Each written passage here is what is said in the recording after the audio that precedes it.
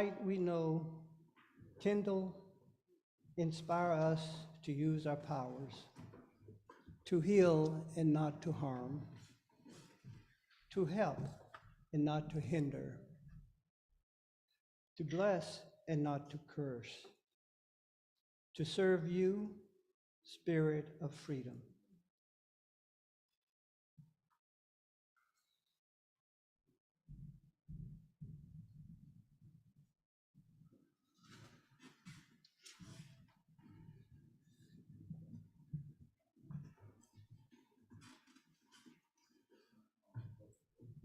Okay.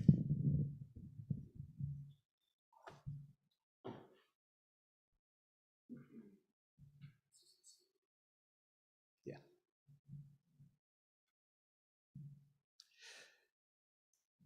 In this house, we covenant with one another to create a community built on a foundation of love, to work together to promote equality, justice, and peace, accepting responsibility for our individual acts, to stand on the side of love, embracing the liberation of oppressed minorities and working to end discrimination and unjust privilege, to communicate with kindness and support, and to serve with compassion and commitment, to listen respectfully and value our diversity as a source of our collective strength, to learn and grow together, generously sharing our time, talents, and treasures, to celebrate the joys of discovery from the wonder of youth to the wisdom of age, to openly share our laughter and tears, showing reverence for the divine in all that is. And our hymn is number 318, Finlandia.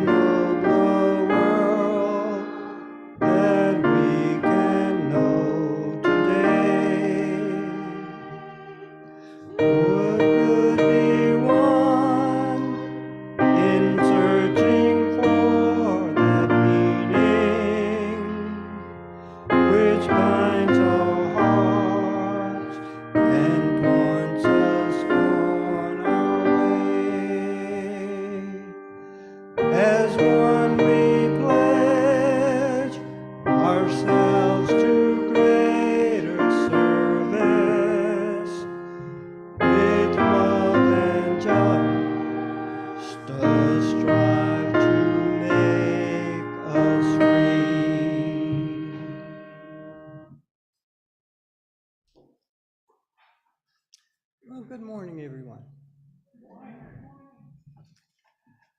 So today I hope we can delve into media our great teacher.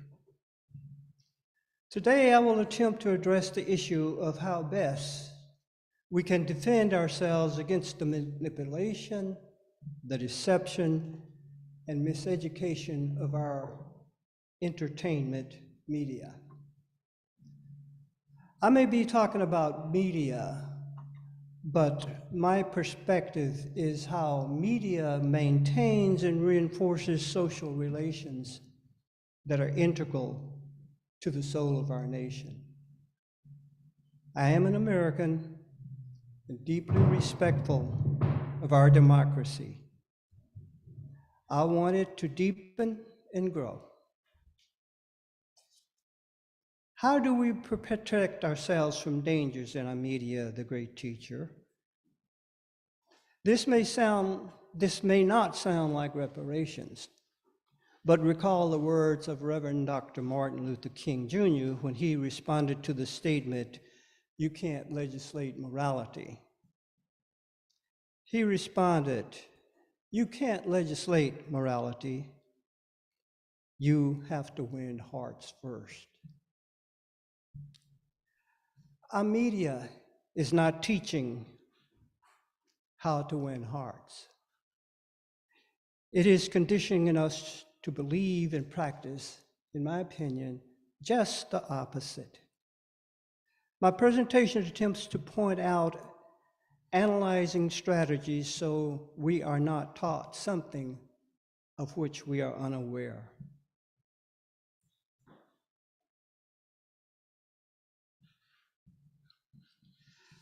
How do you know that what you're watching in a movie or television, how do you know that they are faithfully based on the true life events that gave life to that program and not manipulated for social or political purposes? What impact does media manipulation have on race relations, gender equality, immigrant justice, or classism? Through the slideshow and research analysis, I'll touch on what we can do for a more humane society. Now, to that point, here are some words from Ruby Dee. You might know her as the highly honored for her talents of stage, movies, television, and social activism from the early 20s to her death in 2014. She says, "If filmmakers could assume the responsibility of good citizens, could stress the best within the human capacity, and strive to make that commercial, the world might become a different and better place. I earnestly believe that had filmmakers taken it upon themselves to help create the proper climate for integration to take place, racism would have disappeared from this country." Those words were written in 1987 from a pamphlet or catalog made by the Films for Peace and Justice, with introductions by Ed Asner and Ruby Dee herself. Here is another example of how media influences our values. And it comes from Dr. George Gerbner, one of my favorite people. In the early days of television, and this is not a quote yet, in the early days of television, there was an entertainment program about an airplane hijacking. The popular criticism by the critics of television during that era was that the fear that there would be many crazies out there that would copycat that crime. But George Gerbner wasn't as concerned about the people, the few people, that would copycat that crime. He was more concerned about those millions of people who would say, "I'll never fly again," or "I will never fly on one of those airplanes." a different perspective.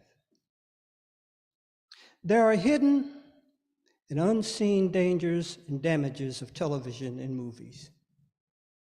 If you don't believe that, ask me. As a child of movies, I had no language for those complex images, the motives, and relationships I experienced in them. But I could sense that something was wrong. I could not even say then that they were hurting me. That would come later. What were examples? One example, even in movies in which indigenous Americans supposedly won a battle, you never saw an Indian aim, shoot, and then see a soldier fall as a result. That's called no cause and effect. You would see many more instances of a soldier aiming and firing, and one or even more indigenous Americans would fall. That's how I recall it. And it concerned me. How could that be? My add and subtract mathematical mind asked me. I had no answers. Essentially, the same number of soldiers returned from the battle as those that came. How was that so? In those soldiers and Indian battles, there was no cause and effect for indigenous Americans, i.e., there were few or no displays of an Indian causing the death of a soldier. If an Indian aimed, fired, you didn't see a soldier fall, unless it was an evil character.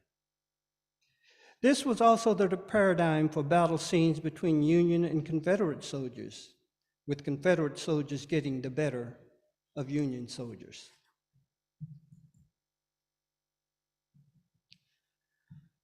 So when the movies ended, Americans of European descent could go home feeling relatively good about themselves and their people, with their pride and ego intact.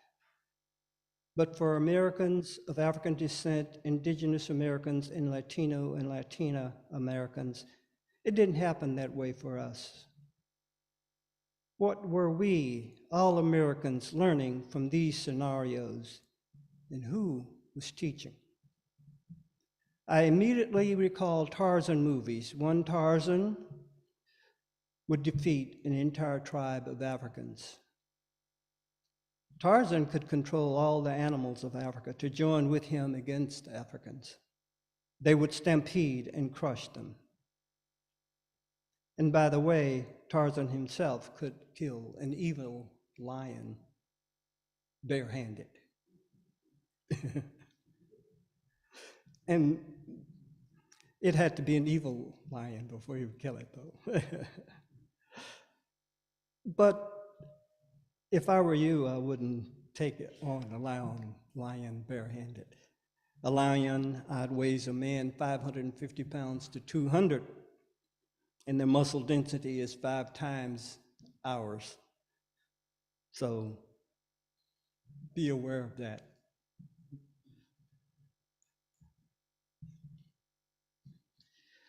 So how are we learning from movies, and what we're learning, and who is teaching us? Here is what George Gervin says about how media can influence us. Quote, "The fictional world of television and the role of violence as an integral part of it, and often a prime mover of that world, are artificial, synthetic, and symbolic. They are constructed for dramatic purposes, serve institutional tasks, and condition members of society to modes of thinking considered fictional to its dominant institutions. The fictional world reflects not life, but purpose. Its time, space, and motion Even its accidents follow not laws of physics, but the logic of dramatic action. Its society is not a mirror, but a projection of dramatic and social intent. Its people are not born, but are created to serve a purpose that they were created to do, and they act out those purposes. And this quote is from George Gerbner and his research with the Surgeon General throughout the 60s. Him and 64 other researchers looked at television violence in every conceivable way that you could think of. And one of the interesting aspects of this study revealed that children's program was the most violent of all. It was just more palatable. But what were the children learning? Is that why I think today we have a society who like to take risks? When you see commercials, you see Jeeps going over mountains where you know you couldn't get a Jeep. But they don't tell you that. You've been taught something.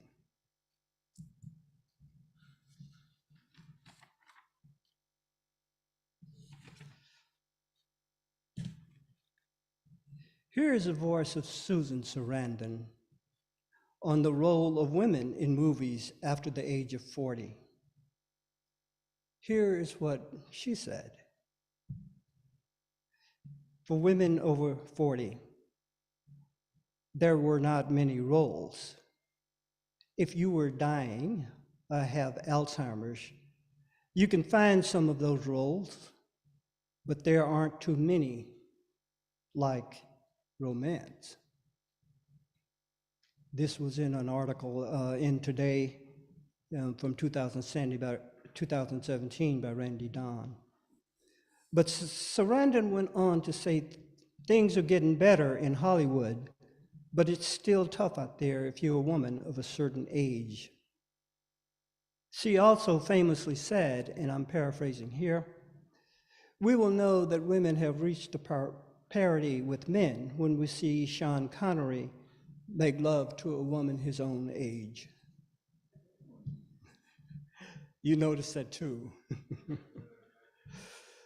No, and Susan Sarandon didn't just say that. She was speaking after the results of a study for which she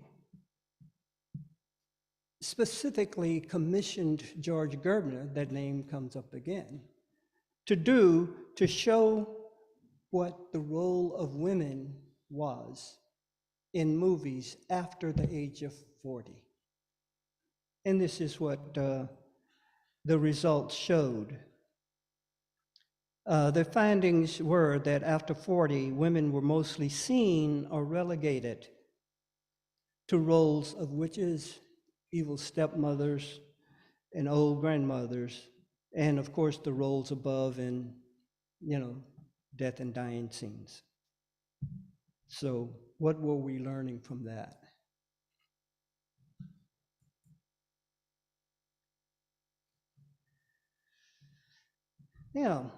It gets complicated. The only thing necessary for tranquility in the world is that every child grow up happy.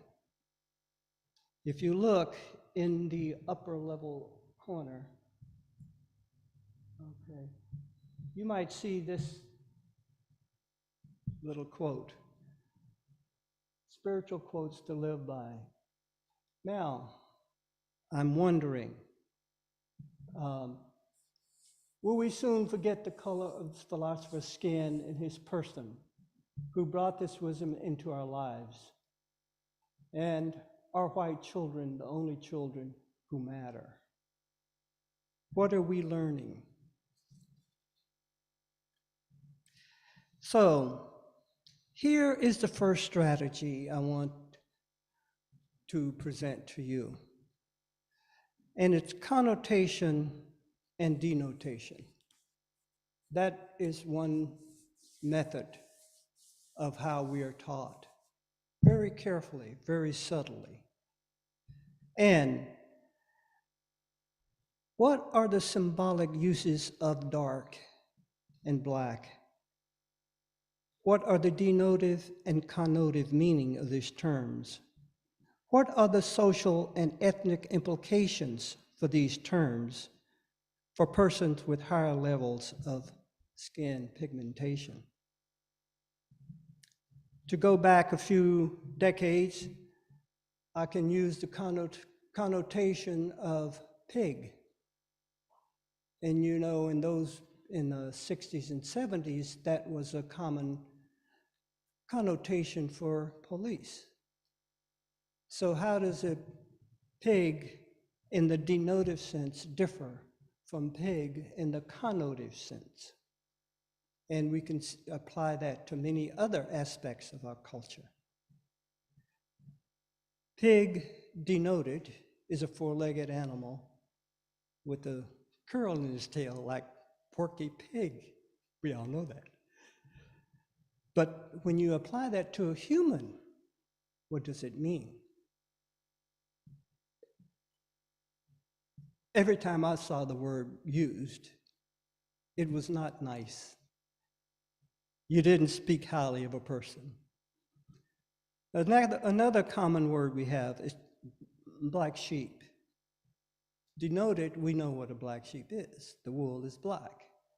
And they walk around and they say, ba, ba, or something like that. But when you call a person a black sheep, what does that do?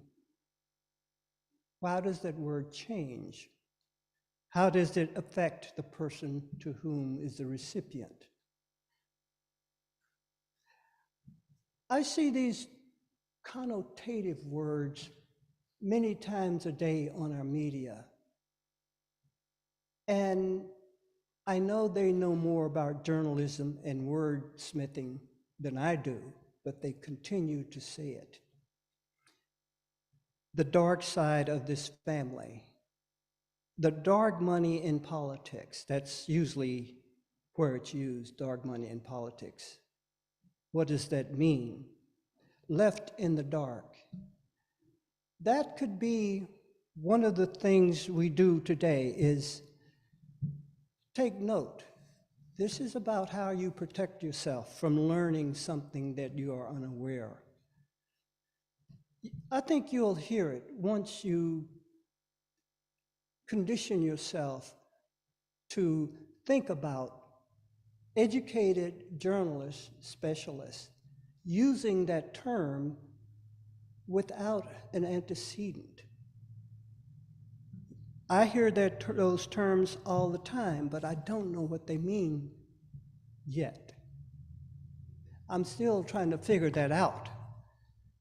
And I think if we succeed in understanding and giving a definition to the connotation of all of these uses of dark, I think we'll become more aware of our sisters and brothers all over, of all colors. Because if you heal one side of the equation, you're going to improve the other side as well. So the assignment, in a way, is if you remember and recall a contextually use of these connotative words, and if you're coming to the film series this afternoon, let me know what you come up with. I don't have an answer as such. I have some speculation. But to me, I think it predisposes our society to see the color of my skin and the color of people's skin who has more pigmentation as the epitome of that connotative word, dark, and the way they use it. Dark is not, and this is my own surmising, Darkness is hardly ever used as a term of joy or strength or happiness. So, if America is converted to seeing darkness in that way, what happens when you see a dark person like myself walking towards you? I don't know. That is our role as citizens, is to understand this media. In the 70s and 80s, and this is just my feeling, there was a phrase that came out called question authority. We give a lot of credibility to our media. We assume that they're intelligent and know what they're doing. They do. They do know what they're doing, but it might not be what we want them to do. So question them, and this ties in very nicely to an aspect of social justice work that I think is vital, and that's finding your voice. If we see everybody out there as authorities and know more than we do, we are going to maybe respect that and remain quiet in the presence of that. But what we need to do is find our voice. In the film series this afternoon, there is a video that is on the schedule called The Danger of Silence. It's just a 4-minute, piece, but it talks about what happens when you remain silent. Not necessarily to you, but to the cause that you are standing for. Think of your voice as just as important as any other. When I was going through grad school and reading all of the books of the greats, I kept my voice quiet. Now, your voice is a symbolic thing. It's not necessarily just me talking is my voice. Thinking is my voice. When you think, they know more than you, that Freud knows more than you, that Rogers knows more than you, Jay Haley knows more than you, you're going to keep quiet in the presence of those voices, whether it's written or whether it's articulated. But social activists, find your voice. Find your voice in your group, find your voice in your community, and find your voice in your learnings. And this is what it will take to be a good citizen. If we don't find our voice, can we be a good citizen? Let us contemplate for a moment where we've been as a nation and where we are going as a nation.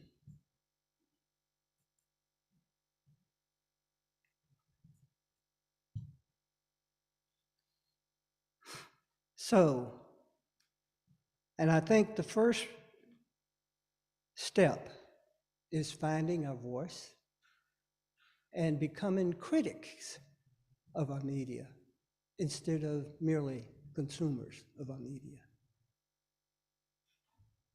This is a slide, I think, that points out something that I wasn't aware of until one accidental,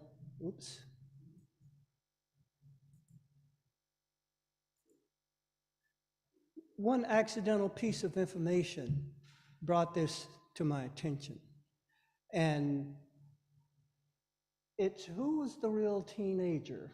I mean, the teenage doctor. Um, would that story have weakened white supremacy, which I think is the cornerstone of one of our elements in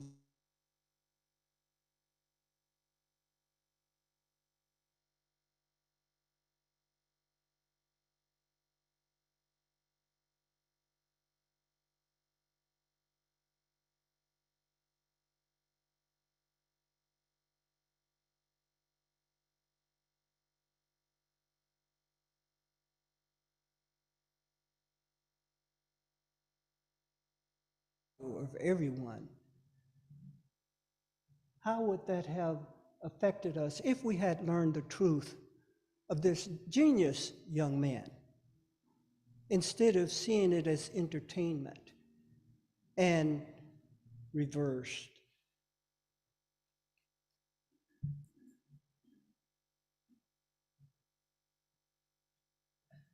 This is James Baldwin. You might know of him. And he says, I'm not interested in anybody's guilt. Guilt is a luxury we can no longer afford. I know you didn't do it, and I didn't do it either, but I am responsible for it because I am a man and a citizen of this country, and you are responsible for it too, for the very same reason. So this reminds me of irrational guilt. There was no way that a person born and living today had anything to do with reparations, with chattel enslavement. But as he says, there's a problem, and we're responsible for it now. We could talk about the legacy we're going to leave our children. And you can see what happens when we have been left the legacy of racism, the legacy of chattel enslavement. You didn't do it, I didn't do it. But it's here, and we have to do something about it. In my opinion, we're going to continue the strategies of the big lie until we can come to grips with that issue of chattel enslavement, and until we can come to grips with racism and sexism and homophobia and xenophobia and go on and on. I think that's why we are deteriorating at this point, why January the 6th may have happened. Because we are, in a sense, and our politicians, in a sense, are living a lie. And that will not change until we start living the truth. And many of us know the truth. If it's not the truth, if reparations and chattel enslavement are not the truth, I'll find that out. I think I'm an honest broker. If I find something out, if I'm wrong, I think I can admit that and say, all right, well, I'm going to look for another hypothesis.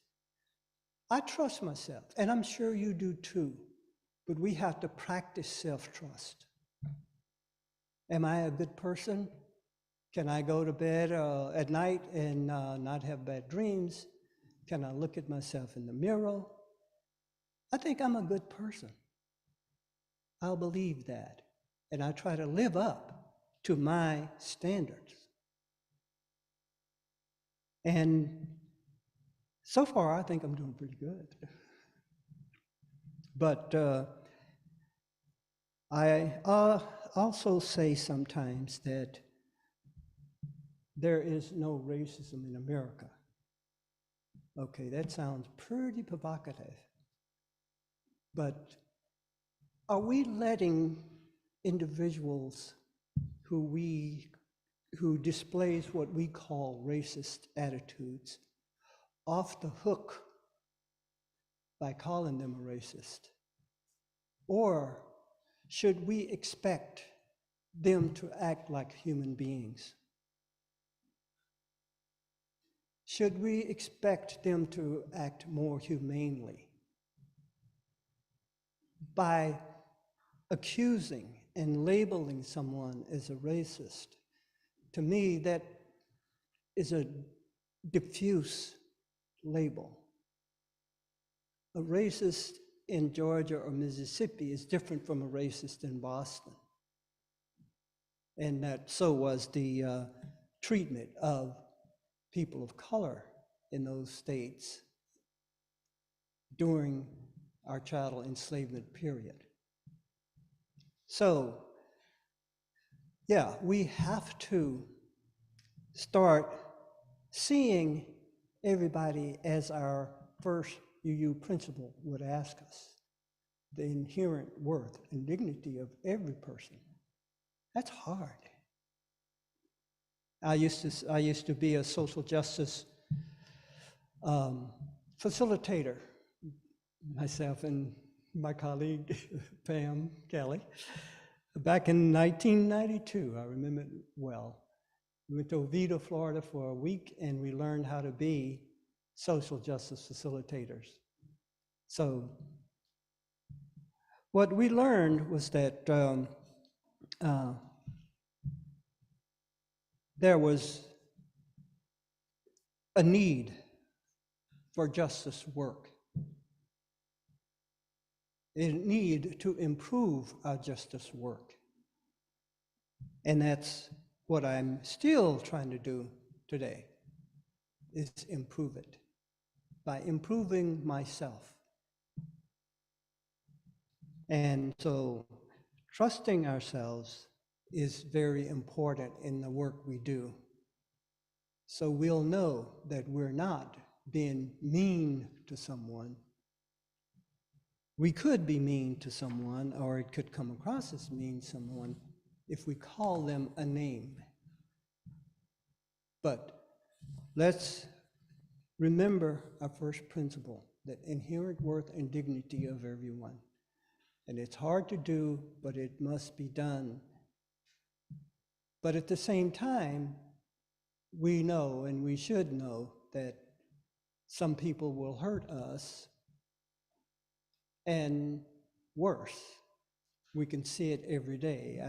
For last week, I don't know how many mass shootings we had. Where will all of this violence, all of this hate end? When the young man of 16 years old killed so many people, I wondered, what is in our society that caused this young man in all of his youth and opportunity to throw it all away and go on the shooting spree that he did? What is our society teaching us? What did it teach him? So I will leave you with a statement that I think is kind of instructive. And it says this, those who can tell us what's going on have a stake in not telling us what is going on.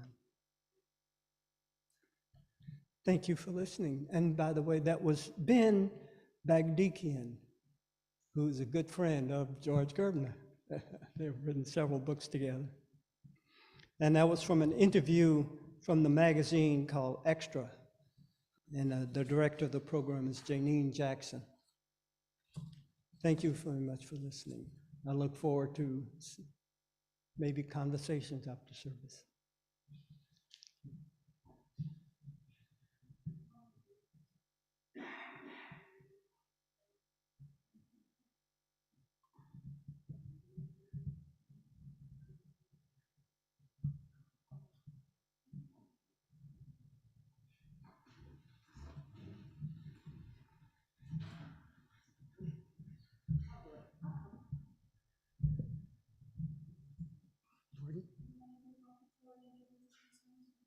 Oh, I was hoping someone else would. I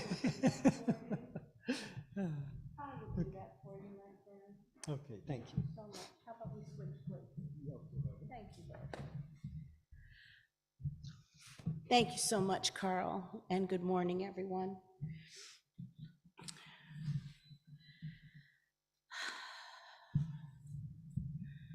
Each week we take up an offering in our congregation. We see this sharing of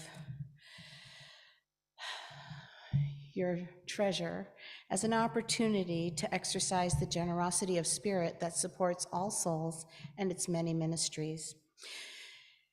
We see this act of giving, of growing more generous in our hearts and in our actions as essential to our spiritual well-being. We will now receive this morning's offering.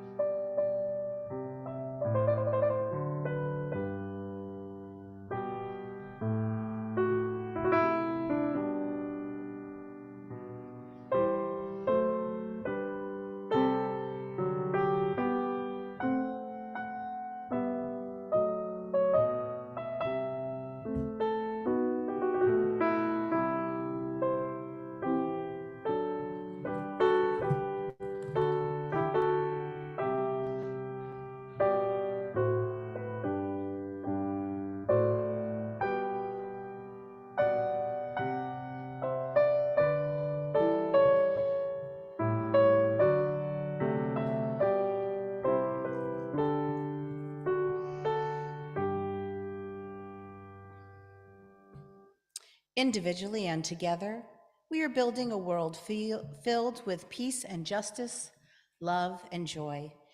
Each one of you, by your commitment of time, talent, and treasure, helps to make that grand vision real. Now it's the time in our service for sharing joys and sorrows. If you have a sorrow that needs the help of this community to carry it, or a joy so great that you must share it, now is the time. You may share with the congregation. A microphone will be brought to you. Or you can light a candle over in that window, except that there's no candles there. Maybe not today. You'll have to light an imaginary light. If you're sharing with the congregation, please note that this is not a time for personal or political announcements. We care for each other by being true to the purpose of this time, and we also care for each other by our brevity. There will be an opportunity at the end of the service to stand in here and chat, or stand out front and chat and enjoy the fall weather, and you can share announcements then. And a very great joy that we feel is having visitors in our midst. And so we invite you to introduce yourselves. It's not a have to, but we'd love to be able to welcome you. And now it's our time for sharing joys and sorrows and welcoming visitors. Dan, you have the mic. Thanks.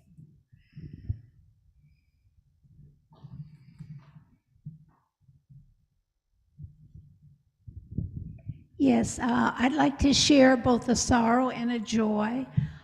The sorrow is this past week, John Chambers, who was a member of this congregation and also a Sunday school teacher, in this congregation and a social worker and teacher in Greenfield, as well as a civil rights leader. He passed away.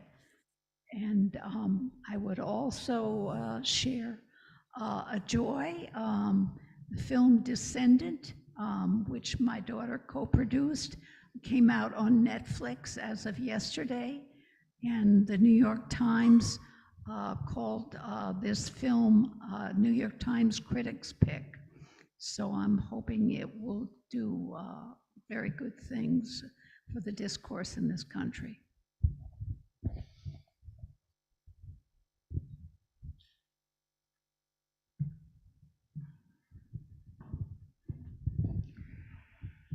Good morning, everyone.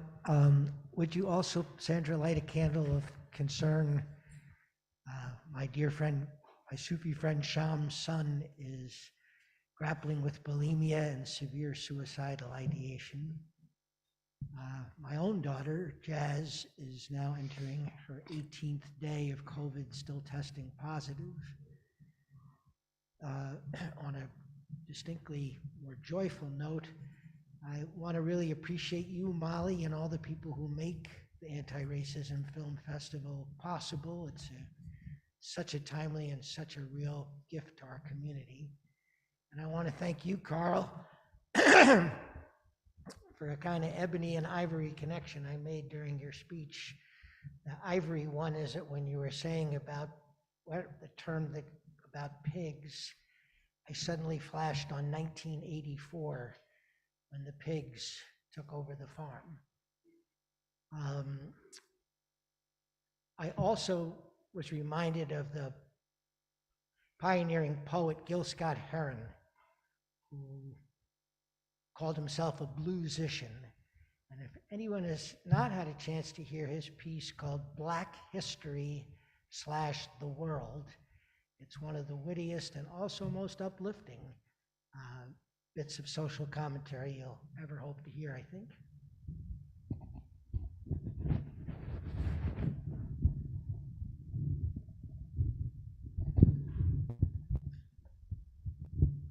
So Molly already talked about her daughter Essie's film, but she didn't mention that we're showing that tonight at 6 o'clock. And she might want to put a PS about whether or not her daughter will be able to make it on Zoom from Alabama, where it's on its first showing. It's in the flyer. This is really exciting thing. It's in the flyer that's included in your order of worship.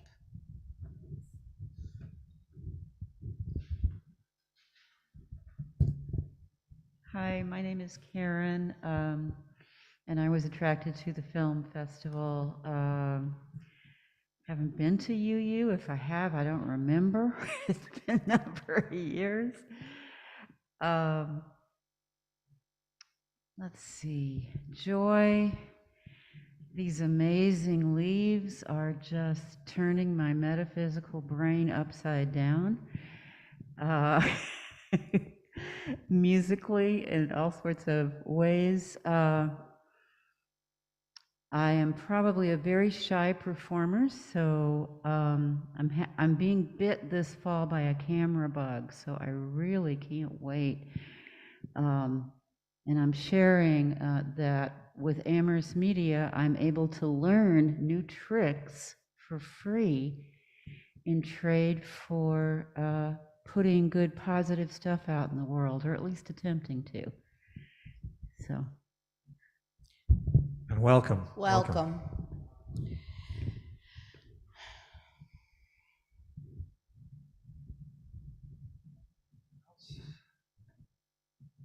And let's light a candle for the people of Ukraine.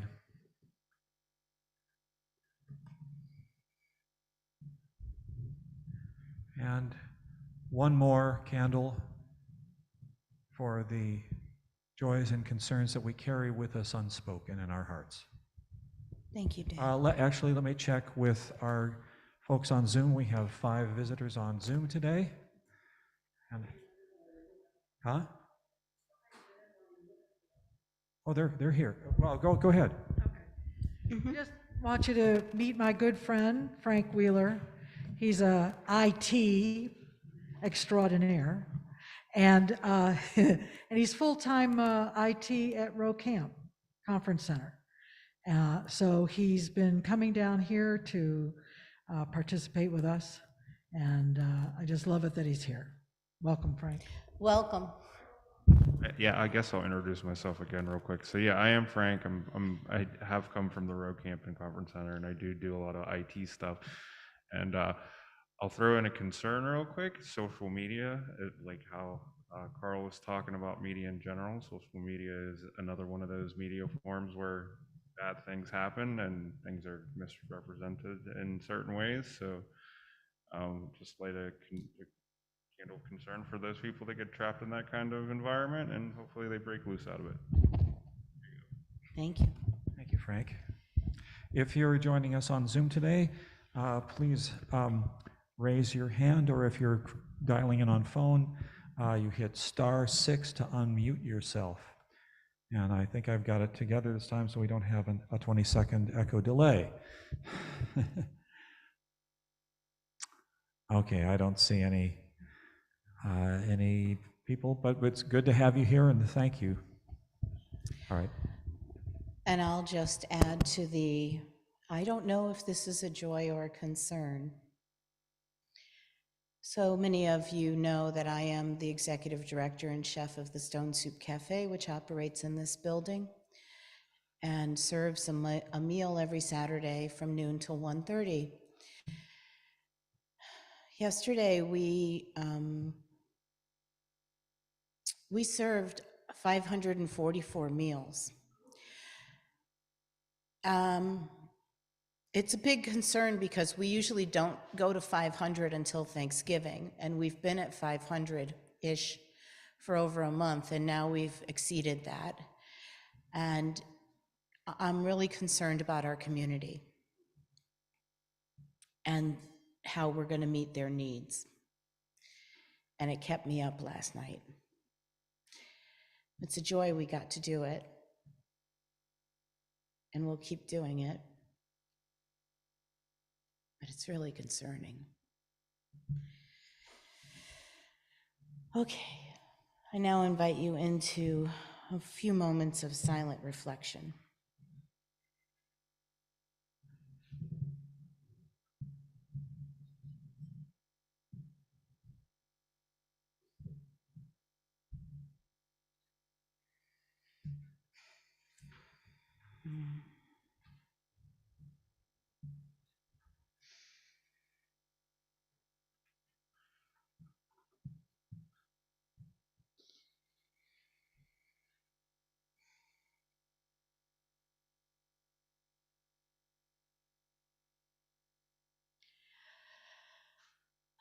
How about a couple of good deep cleansing breaths?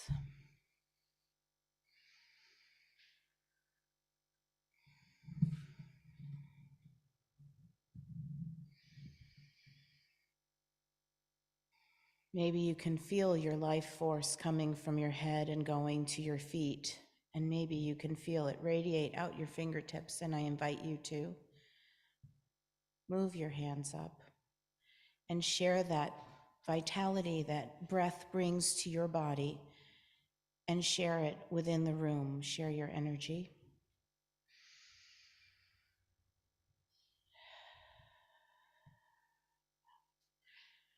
Spirit of community in which we share and find strength and common purpose, we turn our hearts and minds to John Chambers and his beloved family.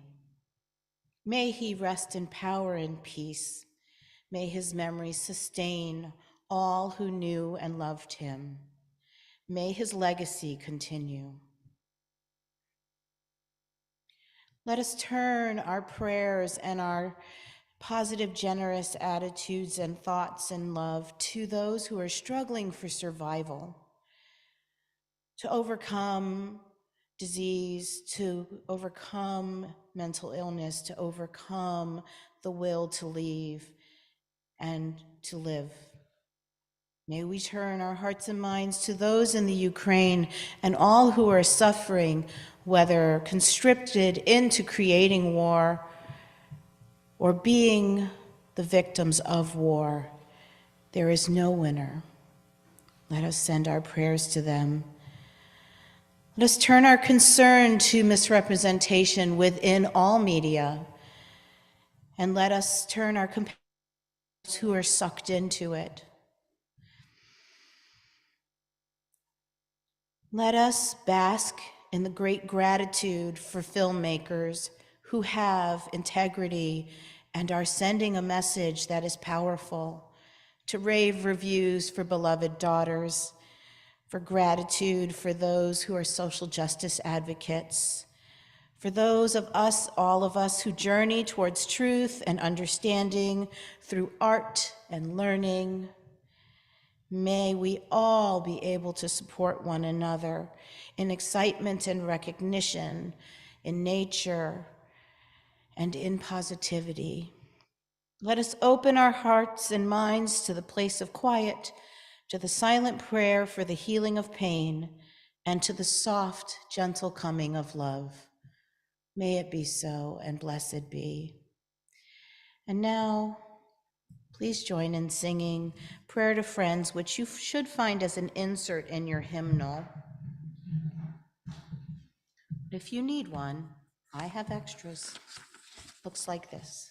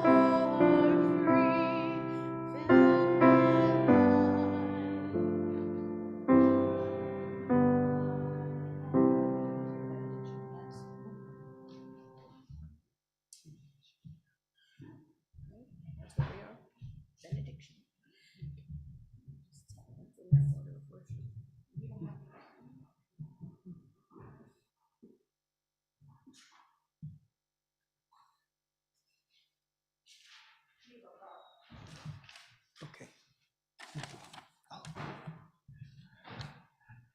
My favorite benediction. The Benediction for Racial Justice by Reverend Dr. Rebecca Parker. In the world, there is injustice and violence, quiet genocide, unanswered tragedy. But there is a place in you that cries out in the face of this reality that it is not to be so. A place in you that is capable of moral courage that can hold steadfast in any storm. This is a place in you that is capable of grasping the possibilities of a different way of living with one another. There is a place in you that is capable of creating, of bringing into being the possibilities that you can grasp and imagine. There is a place in you that knows and feels that though the body and soul can be oppressed on every side, crushed, or even destroyed, there is something that will not die. There is something that will rise again, always coming into life like April. There is a place in you that knows that in the deepest soul suffering and grief, there yet will be rest for the weary, and the promise is true. Weeping may endure for the night, but joy comes in the morning. Because there is this place in you, you as you are the hope of the world, and you must do only one thing: keep faith with who you are. The world we want to see will come into being. So may it be.